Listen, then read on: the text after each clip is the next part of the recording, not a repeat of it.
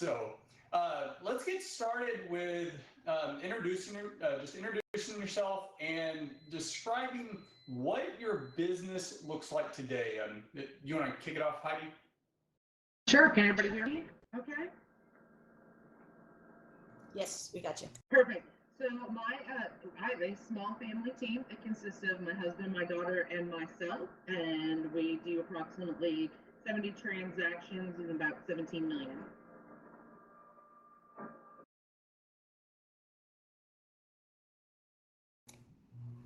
Excellent.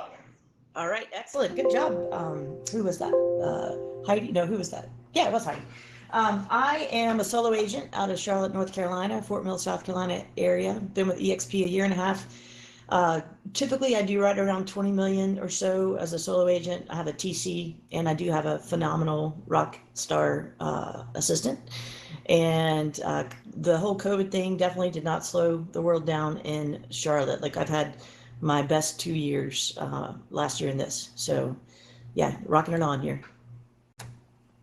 Thank you. Danielle? Hi, I'm Danielle Paluccio from the Phoenix Scottsdale area. I've been an agent since 2004. I have a small team, but last year it was just me and my assistant, my transaction coordinator. I did 43 transactions for about 23 million. So it was a really good year last year for me. And so this year I decided to start a small team, and we're working together now to make that even bigger. I love it. Well, again, my name is Chris Bounds. I'm in the Houston, Texas area. My experience is probably much different than most of those on stage. I deal mainly with real estate investments, with other investors as clients, and also we do a lot of in-house house flipping, and then commercial real estate with multifamily syndication. So next question to go on with ICONversations. And if you were starting, and this is a question that I think just reflect back when you were a brand new realtor, everything that you know today, your experience, if you were starting today as a new realtor, how would you ensure that you had a successful first year? Danielle, do you want to start that one off? Sure, definitely. Well, I started in the business doing investment properties for myself and my husband. So had a slow start, but it was 2004. So it was, we're starting to get really busy. And people, friends and family asked me to do real estate transactions for them, and I got my start. I had a pretty good first year, made about 65,000 in commissions. So that was really good. And that was just working with my sphere. Looking back, I probably, in today's world, I would have joined a team. I think I would have learned a lot more instead of having to go through the school of hard knocks for many years before I was able to build my business. So I would probably join a team and get knowledge and experience from people who had systems in place. I had to go through and do a lot of different systems and learn the hard way what worked, what didn't work. But I would have definitely joined a team if I would have had to start all over again today. All right, thank you. Robin? Hey, so my answer to this is usually the same. It's the acronym FOCUS. Follow one course until successful. I feel like in your first year, you get a lot of dangling carrots, people saying if you'll buy this or if you'll do this, you're going to have quick success and it's going to be easy and it's going to be great and you're going to spend a lot of money and waste a lot of time. My mentor, when I came on, said, try 3 things your first year. And then at the end of that first year, look at the one that's making you money and that's being productive for you. And on year 2, there's where all your focus is.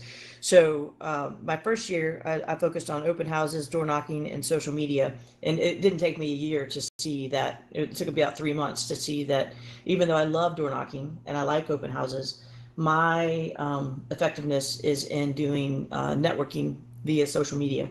And I tracked that just by, I hate Excel spreadsheets. I don't do those, but I have a very simple whiteboard, and it says, Heidi Rose.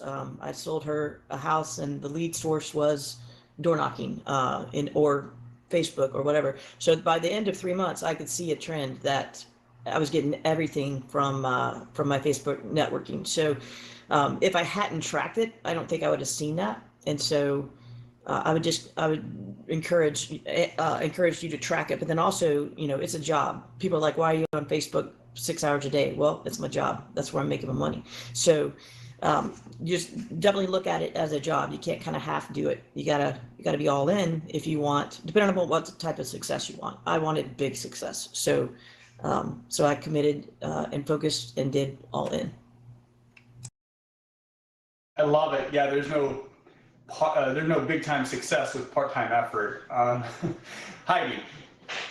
So mine would be a little bit combo of the both, but my very first thing would be get on your database. That it should have been the very first thing you did. Find out every single person you know, get every address, every email, every birthday. Social media is a great place to find those things. Go through your phone, through Facebook, through anything that you're on, and those people that you know that would know you physically, make sure they're in a database, and that you set up a campaign, whether it's your own. I mean, even now today, even though I have all that, I just know I want a 12-touch program. 33 is too much for me. So, making sure that they're on a touch program, and then I would combine everything these people said. To me, networking was better for business to business people for me. And it would also be, if you don't believe in yourself and you can't walk in the door and feel confident, then get on a team so that you can use the team's accolades to tout yourself up till you feel that you're powerful enough. So if you can't, join the team. If you can, then figure out what your powers are and be able to sell it. But your database, you're nothing without it. And I'll personally comment on joining a team. That's something that I didn't do. There's a ton of value essentially being a mentor or a mentee under someone who's very experienced. So whether it was that or getting a personal coach or joining a mastermind early on, I feel like the success we would have achieved would have been much faster.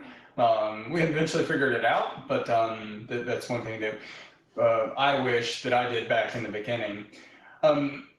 So Heidi, keeping it with you, how do you set yourself apart in a listing presentation? Well, I mean, I'll be honest with you right now, it's hard. When everybody's out there touting that homes sell in an hour and sell so fast, and I just sold this house, you've kind of devalued our business, and that the sellers think, oh, I could just do this on my own. Why would I pay somebody? And then, of course, we've got the commission cutters that will do anything to get the deal, so they'll cut to 1% or even less, which in the end won't be able to sustain you. So right now, I'm just trying to talk about how we know how to navigate this market, why it's tricky. You need to know that 35 options are great, but how do you determine which one is the one that you want to do it? How can you better protect the seller? So when we're going in, we're trying to make sure that we show them we are professionals, that we understand it, that we know the ins and outs, we know what could be the roadblocks and how to get past them. And that's what's making us stand out. People believe and know and trust that we're looking out for their best interest. All right, Robin. So I'm a little different, pretty much. Like that sums up. That should be my tombstone thing. I'm a little different. At least I think I am. I have very early on learned to come from appreciation in a listing appointment. So I always bring flowers, and I always bring a treat of some kind, typically like a loaf of local bread. And when I enter their home, I tell them thank you for having me, and that my mom always taught me to, when you come to someone's home, you bring them a gift. And so that right there, to me, puts me on a different level. Like they get that I'm appreciative of being in their presence. And then I always say at some point during the presentation, I actually voice the appreciation by saying there are, just so you know, there are about 20,000 realtors in the Charlotte area, and I'm grateful that you allowed me to be here today. And I know that I will serve you and be a bulldog for you and make it happen for you. So I just come from a place of appreciation. And the other thing I do that I don't know that a lot of people do is I do the seller net right there on the table. Like I bust it out and say, if we sell at this price or this price and this commission, and then here, boom, this is your money. Because a lot of them don't know, if they sell it for 300,000, are they bringing home 150 or are they bringing home 250? So I do the math for them. And I've had several people say, they had called on other realtors and nobody actually did the math with them. So yeah, those are my two. And I have a pretty great close rate on listing appointments. I'm probably like, 95% or something, pretty high. So if I go, I'm going to get them unless, unless something strange goes down. So that's me. 95%. It's got to be the bread. It's got to be the bread, right? Definitely the bread. The bread is good, and the flowers. And I bring flowers for men and for women, and bread for men and for women. But and if I know they have kids, I might bring fruit snacks, always the organic kind. But always just something to say, just show appreciation. Yes, and it's different. It's thoughtful. You'll definitely never lose their mind or their thoughts after that. Danielle. Well, I love that. And I'm going to use that. And that's one of the things I love about being on panels with other icons is I always learn too. So thank you so much for that, Robin. That was fantastic. For me, I try and stand apart with my market knowledge.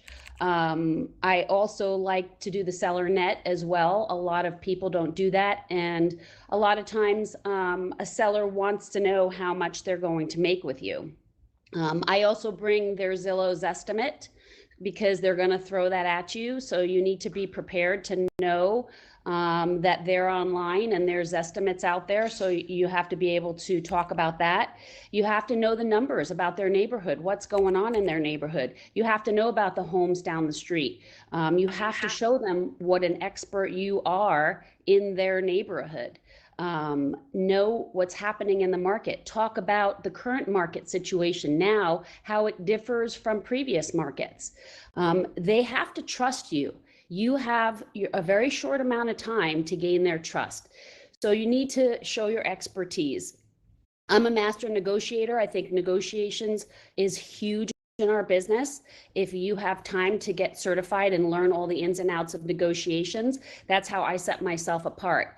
I always let them know some of the strategies that I use so that they get confident in my ability to be able to get them the most money and the best deal in the transaction, and also be able to hold the deal together. We have a lot of deals that are falling out right now. How do you pick the right buyer in a multiple offer situation? These are things and skills that other agents don't have. You just don't take the highest offer. You have to do a spreadsheet. You have to know all of these things to know which buyer is going to take it to the finish line and be able to keep the deal together all the way through to the finish line. A lot of agents can't do that. They don't know how to do that. And you convey that. And then, it's your personality. Again, these people have to trust you. They're trusting you with hundreds of thousands of dollars of their money, and they want to make the most in any market. So you have to assure them that you are going to take great care of them and that your skill set is going to be able to propel them to their maximum price point and get it through to the finish line with the least amount of stress. I love it. My business has evolved over the years, but when this was a priority for us, we'd be going into these properties mainly for investments. Sorry, I clicked the wrong button. Mainly for investment purposes, but knowing just like agents going for listing appointments, investors going for investment appointments, there's 500 other investors out there all competing for the same thing. There's always someone willing to pay more. So most of the work I try to get out of the way on the phone, getting to know them, understanding their pain points, their desires, objections, pretty much everything to where we just had to really see the house at that point. And we get the commitments in advance that, hey, if we're able to propose something that makes sense to you and can help you reach your goals, would you be comfortable moving forward with signing an agreement? And we get them to say that. Now, it's not foolproof, but it was just one extra way that we can essentially get them on the line to agreeing to not push us out of the door and say, hey, we'll think about it, but to at least give us a yes or no answer at the table. Now, our strategy was also we'll buy it or list it. So we then have a conversation just to see what makes the most sense for them. Now, with listing appointments, it's been mentioned, it is tough. There's low inventory nationally. It's coming online like slowly. There's a little light coming in the tunnel, but it is still tough. And one of the major concerns with sellers is, especially if they live in the house, like where am I going to go? So how are you addressing seller concerns about finding their next home in this competitive market? Danielle, do you want to lead that one? Sure. It is tough to find a seller a home, but you have to sit down with the seller and find out what their strategy is, where they want to be. Our strategy is to sit down with the seller and find out what areas, what they're looking to do. Are they looking to upsize, downsize, be in a different type of community? Do they have a particular community in mind? And then we give them what we do in order to help secure them a home. In addition, right now in Arizona, we're able to secure post occupancy. So we let them know part of our negotiations in your contract can be to get you 30 or 60 days post occupancy so that we have extra time to find you a property. We talk about the possibility of going into a rental. We also talk about the possibility of doing new construction. There's lots of different aspects, and that also leads to the conversation of timing. Do they want to sell right now? And if they do, where do they need to go? So there are lots of different options. We even write letters to neighborhoods that they're interested in to reach out and try and find them a particular property. So there's options, but they need to be flexible if they want to sell for top dollar in this market. We're going to do the best we can to secure them a property afterwards, but they have to be open to other options. Thank you. Heidi? Well, I'll probably echo everything that Daniel said. That is kind of exactly what we do to really have a good conversation about what they want to accomplish, where they're going to go, new construction. I didn't think about doing the post occupancy, so maybe discussing some of that with some of ours. But it is hard, and I probably right now seem to talk some people out of it because they think they're going to be making a bunch of money on this sale, but if they're going to jump right back into the market, they're going to lose the money that they just bought to buy the purchase. So I would tell you right now that it's actually a struggle that I'm having because of my own mindset that I've got to get out of it. That's just true. All right, thanks. And Robin? So that was Danielle. And I actually do the opposite. I encourage. So I have a whole plan for sellers who want to buy, and it's a very proactive plan in terms of when we meet for the listing appointment and they tell me they want to buy, we go ahead and prepare for the listing, and like I take pictures, I get it measured, and I have them sign all the paperwork, and then I hold that. I just keep it in a basket, in a folder, and then we go find their home. And because the buy time obviously is going to take longer than the sell time, so we go find their home, and we talk about either can they qualify to hold both homes, like keeping one as a rental, even though they're not, but can they qualify for both, or can they get a bridge loan that would, marry the two homes financially. And if they can do either of those, then we move forward. If they can't do that, then there is a program here called Ribbon that we can use. Ribbon presents as a cash buyer, and they'll help you buy your house. There's a whole program. So if you have Ribbon in your area, we have found it to be effective. But my strategy in this is we are going to go find the home they want, and we're going to put a 45-day close on it. That's a typical time. That's a longer time frame here. So we put a 45-day close on it, and then we're going to go, that's the one we're going to buy. As soon as we get under contract and we know we're pretty solid, then we're going to list their home, and we're going to put like a 40-day close on it, so that the two dates marry. And we just stagger the homes so that we close on their sell in the morning, we close on their buy in the afternoon, and boom, they got what they want. Also, a big thing right now is the seller possession after closing. Never in the past has that been a choice, but now it is. And so you're getting 3 extra days for my seller to either get the financing in order or just to move, or 5 extra days a week, whatever you want. But in this market, with the inventory being so low, buyers are totally down with the seller possession, and that has been a breath of relief because we're able to make deals work. And I would say of my sellers, all of them are buy sells just like that. Well, we actually have a follow-up question from the audience that I think is very relevant here, and it's about that contingency of selling their home. So obviously on the set, like it's such a strong seller's market. I'm sorry, go ahead.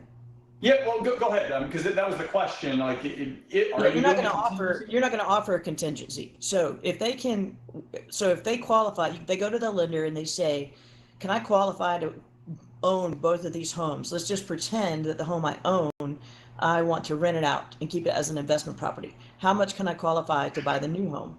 So if they can do that, you don't need to present as contingent because they can afford both homes. If they can't, then you could do a bridge loan where they're going to qualify for that bridge loan that is going to enable them to buy the new house before they sell this house. And then the third choice would be Ribbon, which is our program here, where Ribbon buys the house for the buyers and there's a percentage fee. And then the fourth choice would be you present it as contingent. If I were to present it as contingent, I would present the buyer's agent or that listing agent with all the information on my client's home about how quick it's selling, I would just sell them on the fact that, their home is going to be gone in 2 days. We're going to get, over asking, and we're going to close on time. So that would be my responsibility to solidify that if I have to present contingent. Thanks. And there was a situation with an agent that's on our team, and she did have a contingency issue with her clients trying to buy, even though they already had to sell. It wasn't closed yet, but it was, I think, within 2 weeks of closing.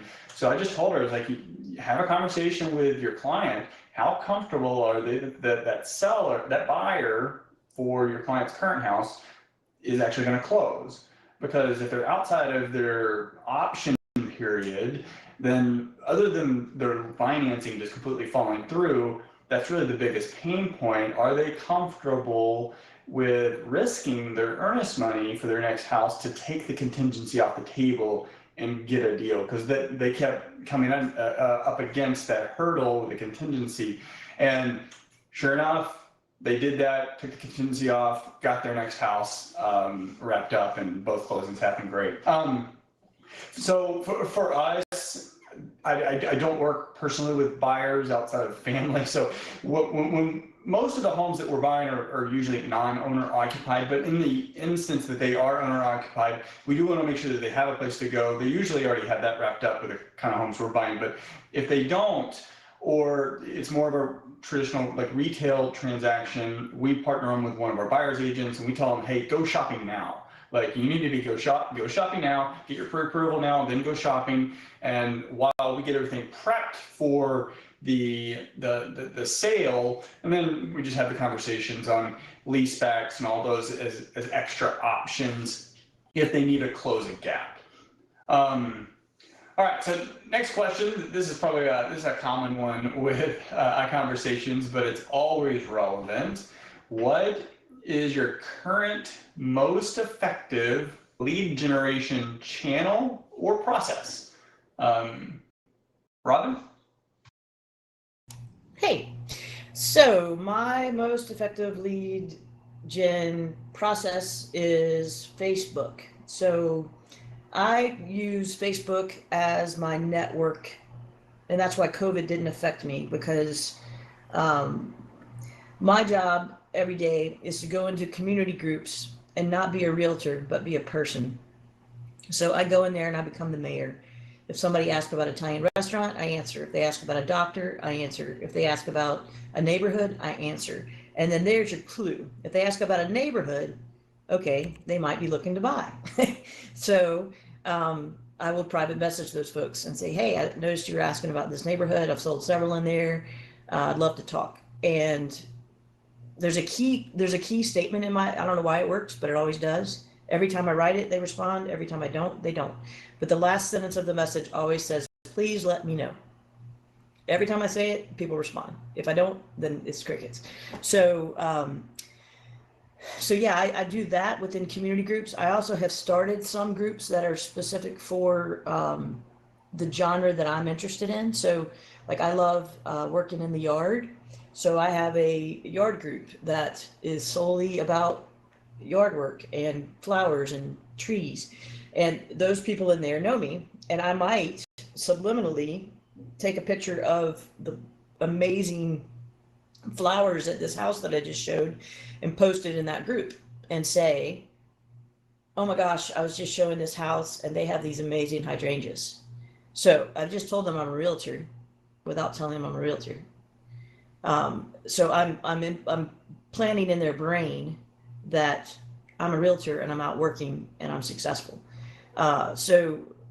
And I'm making connections. So those people, you start talking to them about their trees enough, you might go visit their house and go look at their trees, and you talk, and then again, they find out you're a realtor. So it's all about finding I think Nolly said it, finding your niche and then using that niche as your sphere. So like, if you like to work out, start a workout group or join a workout group. If you're into whatever, start the group. Dogs, like Dogs of Charlotte, start the group and then plan a dog play date. So it's just about finding what you love and then making that your platform. I have a mom's group that I started 7 years ago that has 14,000 people in it. I do not let any realtors in at all. And I get probably 60% of my business from that group. So it's just about connecting as a person, and then not being a secret agent. Like if I connect with them as a person and then they join my Facebook page where I am posting something about real estate in some capacity, then they are going to hear and see that I'm a realtor. So that's me. That's what I do. Love it. Love it. All right, Heidi.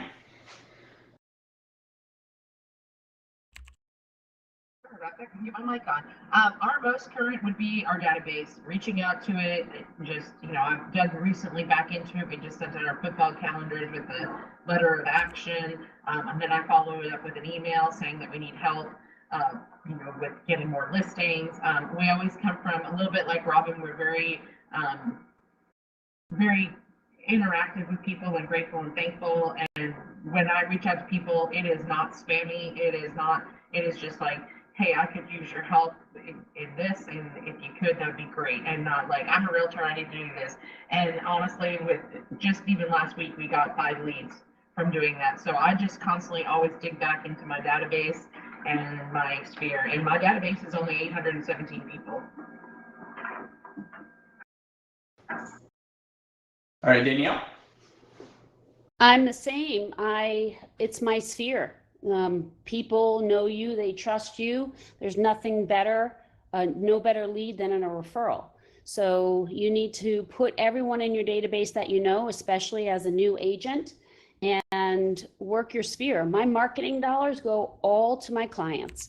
I'd rather send them a thank you with a $25 Amazon gift card or a $50 Amazon gift card for referring me. Even if I don't get the listing or I don't get the buyer, which I usually do, but even if I don't, I give them a little something just for referring me, just for passing my name around. And that's what has propelled my business to the top. We do birthday cards for husbands, wives. I'm just starting to do them now for kids because I picked that tip up from another icon. We do a monthly newsletter that has market statistics, a great cocktail to make, or a good recipe, or something like that, something simple. We do a monthly postcard. I do a letter from the heart email once a month. So we try and touch our clients on holidays. We send them fun things on St. Patrick's Day. We send out a little scratcher card so everyone possibly has a chance to win some money. That's where I spend all of my advertising dollars, because if you put money into your clients, they appreciate you and they want to give back to you, even if they just spread the word. So Danielle, what is yes. the iHeart email you send? Like, what's the content of that? So I subscribe to Joe Stumpf Coaching, and one of the things that they do automatically for me is I have a very small, my top 50 clients that refer me get things from Joe Stumpf, and he sends out a paper newsletter for me, a postcard, and the e-letter from the heart. And the letter from the heart is usually just a really nice story that is just meaningful, that can make somebody feel really good. So it's a positive email that that clients get, that they read, and it just makes them feel good. And so many times I get emails back from my clients and they're like, wow, that was a really powerful story. I really like that. I love that. So, and you could even, I mean, if people don't subscribe to that, the Joe guy, you could do that on your own. Like, if you tell one little quick story that has occurred in your life or with people you know, like, that's a great idea. absolutely. Yeah. I mean, people don't always want real estate to be thrown in their face, and like what Robin does, that she has her gardening page, they want to know about you. They want to know that you're a human being. Again, it's all about trust and relationships in this business. It's not about burning and churning. It's about keeping your relationships. I have clients that I sold a house to 12 years ago that I've been in touch with, that they open my newsletter once a month or every couple of months, and they come back to me because now they're upsizing or downsizing. To stay in touch with a client for 12 years and have repeat business plus referral business, that's a feat. It takes a lot of work. Yeah, and in listening to this question many times throughout the past couple of years, it's a question between marketing and branding. So when I hear Sphere, it's branding. So y'all have done such a tremendous job branding yourself where leads come to you. And whether it's through Facebook groups or just nice heartwarming emails or letters, which I love that idea, and especially everything's so negative right now with all the COVID stuff, and there's really nothing good to see in the news. People crave something positive. But that marketing and branding, just establishing your business to where if you work more on branding, just being yourself, where people can know you and know about you, not just real estate, just everything about you or whatever it is you're interested in, people will naturally reach out to you when they are interested in real estate or having you assist them. One extra comment on the Facebook group. This is something that we're just starting now. In another industry, we've seen some folks do tremendously well with this. And that's, as opposed to sending direct ads trying to convert, they send ads really just trying to get people to their interest Facebook group. In which case, then they can farm the group. Which is much more it's much cheaper to do that from a marketing perspective, because now you've got people who already opted in to something that you're interested in, and then you can communicate and engage with them, and you probably already have their contact information at that point too. Next question: when you find yourself in a rut, how do you reset mentally to get back on track? Danielle? That is a double-edged sword question. When I'm in a rut, I need to probably take a down day, go get a massage, or facial and just completely reset, because usually I'm in a rut because I've been burning the candle at both ends, working 7 days a week and hours that are way too long. So that's how I usually reset. And then just get back to it, get a plan together, see what's been happening in my business, put it out there to God, say, hey, what's going on here? And he usually answers. I love it. I love it. We got an amen. Heidi. So I will do the same. I'll either one, take a vacation and just be like, I need to take a vacation, shut it all off. The other thing that I do that can be is I invest in going to an event that I keep saying I couldn't afford to go to, or I shouldn't be going to that, I'm too busy. And I'll go to that event, and like usually about the second day I write on my paperwork, need to go to events like this more often. So I'll just tell myself whatever that was dying in my head that I shouldn't have been going to, I set up and go to it. All right, Robin. I turn off my phone. That's the first thing. Just put it aside, and I go outside. Like, my children call me a lizard. She's like, oh, she's in the lizard mode. Like, I literally go outside and lay on the concrete and let the sun like bake me. Not, I wear sunscreen, but just the vitamin D and just the connection with the earth and nature and just chilling out. And I love going places with my dogs, so I might take them somewhere, and then, or I may get to go somewhere with my husband and kids. So yeah, just shutting it down. And it's amazing always, like, when you do that, you realize you're not that important. Like, you really can turn your phone off, and people really can chill out for an hour. And if they can't, well, then that's on them. And you have to get where you're okay with that, because you have to take a break, And most people, if you tell them, like, if I have something huge going on, I will give them the heads up. My assistant's in town, or if you don't have an assistant, you can say my teammate is taking my calls. I'm going to be out and inaccessible all day today. They don't have to know why. And most people are, oh, that's great, no trouble. Like, they're very cool. I just let them know up front. But yeah, you got to take some time to just to put it all away. And then I have started in the last few years implementing 8 a.m. to 8 p.m. Like, I'm not going to talk to you after that. Text, email, or phone, I'm not talking to you. So, if it can't happen, like, there's nothing that can happen at 8 p.m. Maybe negotiating an offer, I might, but typically not. We'll just let it wait till morning, because, there's only, people go to bed. So we have to set boundaries.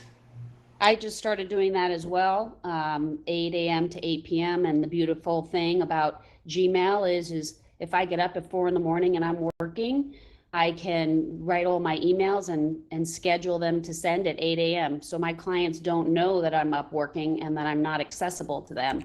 Same thing. You have to set boundaries. Love it. For me, I'm going on a workout, typically a long run.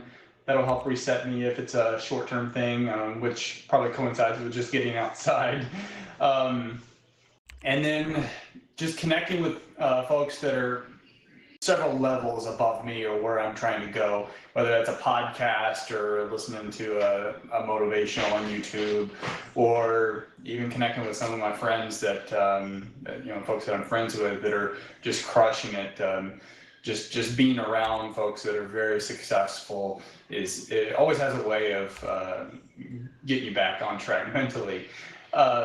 We may only have one or two questions to get to, but I want to make sure we get this one. Where are you currently investing in yourself through education or coaching? And can you share a recent breakthrough? Heidi, you want to start that one? It's funny that you came to me. So right now, currently investing just in myself. And getting things to be automated. We automated a lot of our marketing so that I was basically like, what I started in. I was in marketing and advertising before I ever got into real estate. I've been doing real estate now for 21 years. So I'm trying to automate that now. And then a recent breakthrough is, I was the broker of Oklahoma for the last year and a half. And I realized that was not my passion. And so my breakthrough was that I really had to be true to myself and focus on what I love and what I want out of my life to keep me healthy. And so I'm investing in keeping myself healthy and making sure that I'm eating right. And so that it's not necessarily business now. I've been doing this for so long, so it's more about personal stuff now for me. Hey, but that's very related to business still. Robin? So I've never been big on, and I don't know why, but I've never been big on coaching or paying for leads or any of the, like, I'm cheap. My marketing dollars are pretty dang close to as low as they could possibly be. So I've invested in myself by hiring an assistant and knowing when to delegate, and also hiring a transaction coordinator. So those two things are huge in terms of an investment in me. And then I am going to the Tony Robbins Build event in next week, and that's, I would never do that. Like, that's a crazy amount of money, and I would never do that kind of thing. But I'm pretty excited about doing that and pushing out of my financial comfort zone.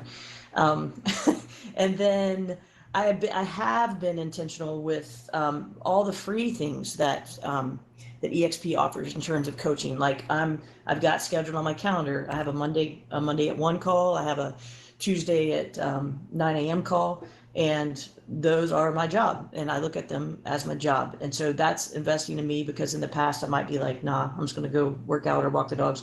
But I'm what's the word, disciplining myself to do those things. And I see that as an investment in me. So there was something else I was going to tell you about that. Oh, I know what it was. I went to Sprint last month or a couple weeks ago, and the one thing one of the things that I heard, which I thought was amazing, was they were talking about using video in any form of whatever social media you're using. Use video, and how effective it is. And it said, I think the speaker was Veronica. Gosh, I forgot Veronica's last name. She's amazing. But her quote was, "My crappy video will outperform your non-existent video every single day." So trying to get away, and I've never been a big person on perfection, but I know a lot of people are. Like, they're like, well, if I can't do the video perfect, if I can't have all the cute little things pop in, or the right words, or the right music, or the right makeup, then I'm not going to do it. And no, like, go. Who cares what you have on your workout clothes? Make a video, because my workout clothes, where I haven't showered and I'm just telling about real estate today, it's going to outperform your non-one every single day. So so I'm investing in myself in that, just trying to just be real and make stuff happen.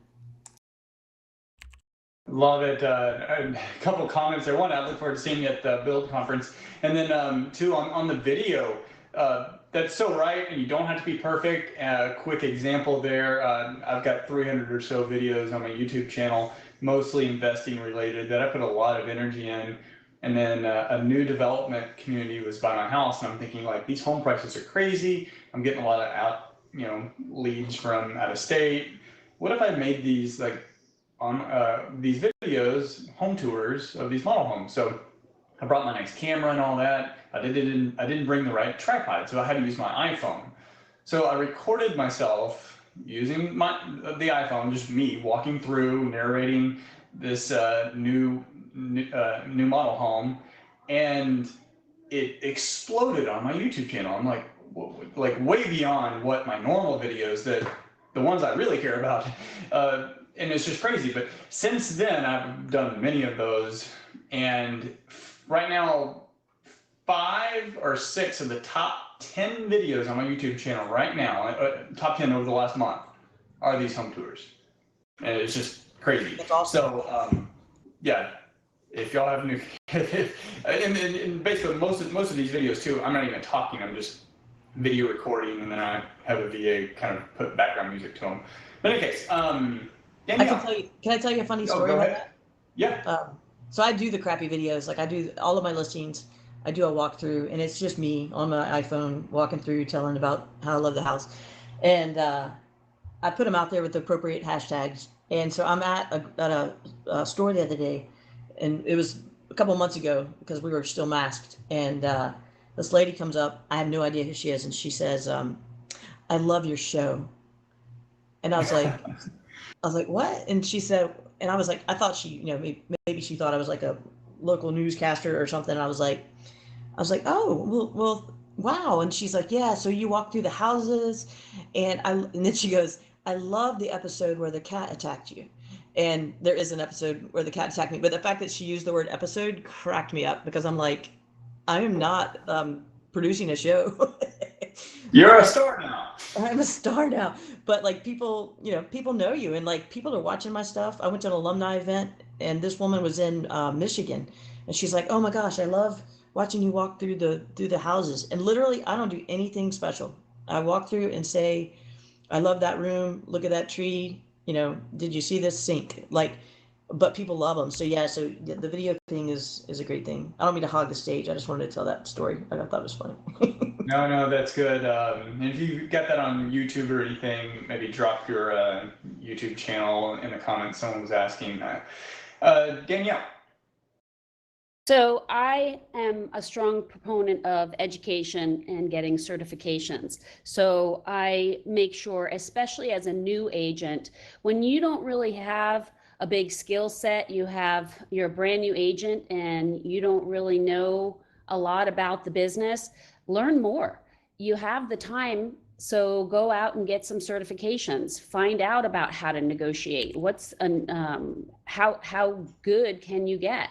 Learn about pricing. There's pricing strategy advisor designation that you can get. It teaches you how to properly price a home. If you know how to properly price a home, that's a skill set that's really invaluable, especially when you're negotiating with another agent in a normal market. In this market, you kind of have to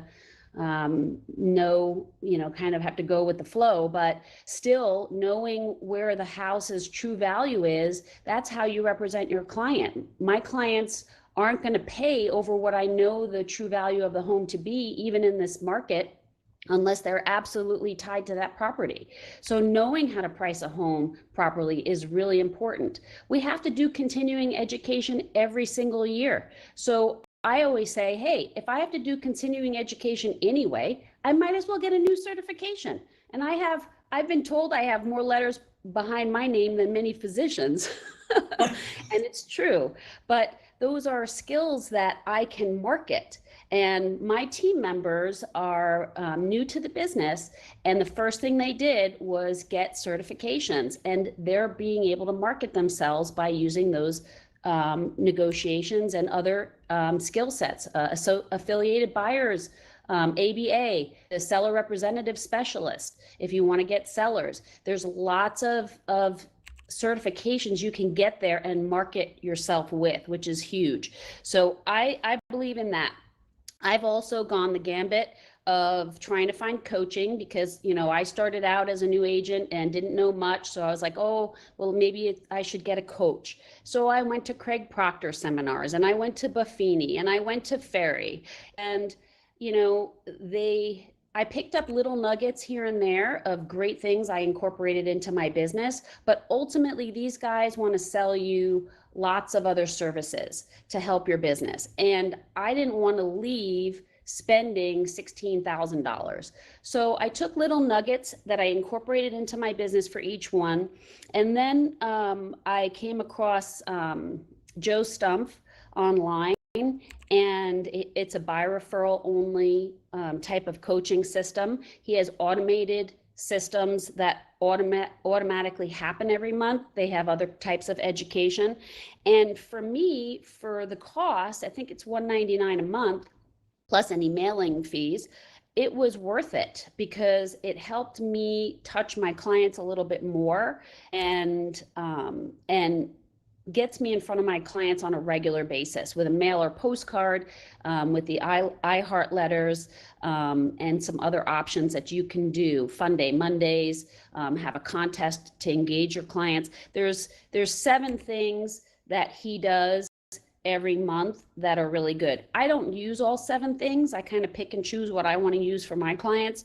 But I really like his processes because he is a referral coach as well. Buffini is as well, but I don't have time to write notes every single morning to 10 people. That's just not my forte. But I did pull a couple of items out of Buffini that I really like the Popeyes. We do Popeyes.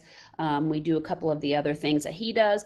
For Craig Proctor, there are a bunch of things I've had in my listing presentation from him. So I say go to those seminars, get as much as you can out of them. You'll always take a nugget or two, but don't spend your money on their automatic systems. I just think it's not worth it. And then my breakthrough moment with coaching is finding out that if I can automate and make processes, I can make mine and my assistants' lives much easier. So we're in the process of trying to get everything automated and setting processes up. If you have to do something over and over and over again, it should become a process. Just like when you are going on a listing appointment, you should have a process. If you're going to be meeting a new client or taking a new listing, you should have a process. Okay, I need you to fill this form out with everything that's everything that is great about your house and your neighborhood. Here's the form. Make a form for as much as you possibly can and get those processes in place. Then you don't have to overthink. You don't have to rewrite. I have form emails that I send to my clients, new clients with attachments. So I get a new client, it's a referral. I talk to them on the phone and then I send them my form email and the processes. So processes make your life easier and also help you to do a higher volume because you're not spending so much time. And that's what I'm working on right now to make my business and my team's business better. Thank you for that. The book E-Myth Revisited, that's something I probably should read again, but that book is tremendous on building process. And typically the process, that's something that you're continually going through, whether it's every 3 months, 6 months, 12 months, to go back and kind of tighten things up or create new ones. For me, I've been very active in real estate in the grind for 4 years, and I'm in a mastermind now to ultimately help build more wealth and passive income to pull myself less active, more passive. And these are folks that do large syndications with multifamily and commercial real estate, which is ultimately where I'm looking to go. Less on the single family side, more on the large multifamily, and ultimately create the legacy wealth and passive income without being needed in the day-to-day grind. So that has been tremendous. And one of the things that the mentor or the main guy who's leading this mastermind, he said a couple of years ago, hey, I was building this very successful business. I'm grateful for it. It made me a millionaire, but I realized that I built a business that I don't even like because it took away so much of his time. So that's when he went back, kind of looked back, hey, why did I even get into this in the beginning? And once he redefined his vision, then he was able to go recreate his business around his new vision and build it from there. So that's just something that I'm doing. We're basically done here. Why don't we close it out? Just if you want to share your contact info, if how folks can reach out to you, and any final words, Danielle. Sure. We have a Facebook page, Arizona Premier Group. That's where you can reach out to me, or you can reach out to me personally through work chat. I love using the EXP work chat. I think it's awesome to get in touch with other agents. So just reach out to me anytime. I'm happy to help or give some pointers if you need them. All right, Heidi. You can work chat. It works just great for me. Heidi Rose, just like you see it up there, Heidi Rose team. Look for me there. Any place in the OKC or surrounding metros, we'd love to help you out. I watch work chat all the time. All right, Robin. I'm Robin Mann. I'm in Charlotte, North Carolina, Fort Mill, South Carolina.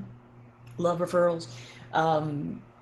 I'm on Facebook, Instagram, Twitter, LinkedIn, and you can find me on Work Chat. I don't know if I try not to friend everybody on Facebook. because I'm saving that for lead gen.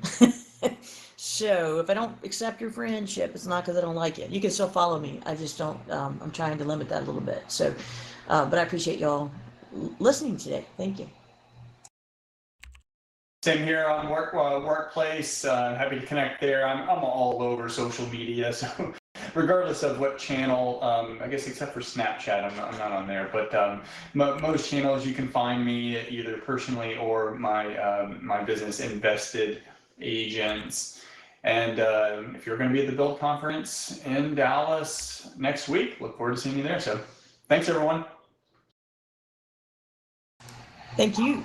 Thanks, everyone. Great Have job. a great day. Great to meet you Have guys. a great day, everyone. Good job, Danielle and Heidi and Chris. Thank you all. Good job. Good job. Thanks, Chris. Thanks, guys. It was awesome.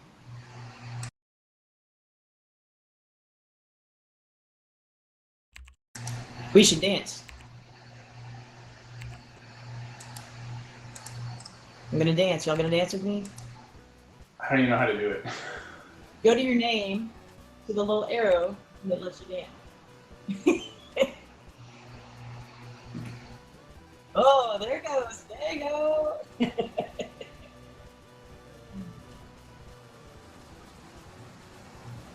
Come on, Chris. You want to see you dance? Oh, look at there. Somebody in the audience is dancing. Whoop, whoop, whoop. Go team. I love it. Hey, Chris figured it out. Yay. Danielle, are you going to dance with us? Isn't it an Yeah. F key? You go up to your name and the little arrow to the